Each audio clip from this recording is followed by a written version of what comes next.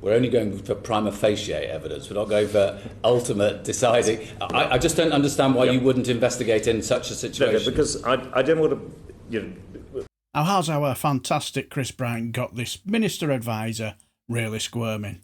Well, that's up for you to decide. But hello there, I do hope you're all well. Now, as you all know, that's Labour's Chris Bryant, and he's asking Sir Laurie Magnus, CBE, independent advisor on ministers' interests in this week's Committee on Standards about those who break the Ministerial Code. And Sir Laurie Magnus's first answer is very interesting.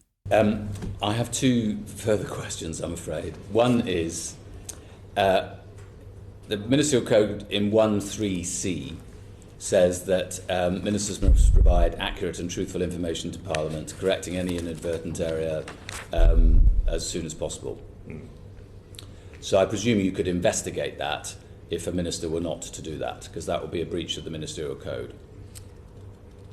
in theory, yes. Why only in theory? Well, because that is you're correct. I mean, when I say in theory, it's because I'm not aware of anything at present. But I mean, clearly, you're saying you've not had anybody write to you to complain that a minister has given inaccurate or untruthful.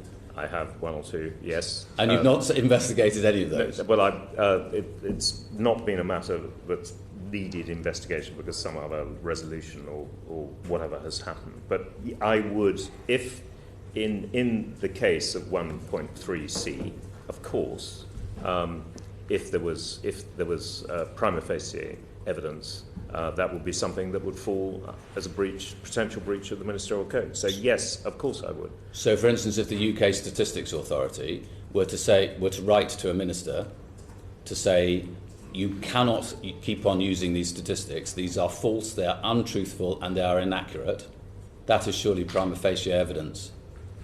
It might be, and I'm choosing my words carefully, and I hope you will recognise that. It might be.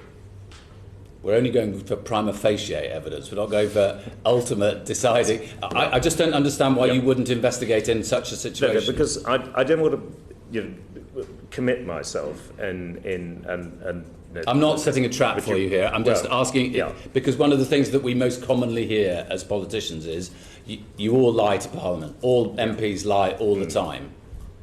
And we know that it's a very laborious process to go through the Privileges Committee, to get a reference to the Privileges Committee about whether a Member of Parliament has misled the House. But there's a rule. Yes, it was a clear rule. And actually, I think if you go back to the inquiry I put into Nadim's Zahawi, that was one of the issues that I raised. And then 9.1 of the Code says that announcements when Parliament is in session must be made to the House first. Yes. Would you investigate that? Well, I think that's something that, and I speak as not an expert on the procedures of the House, but I think the Speaker is pretty vigilant on that.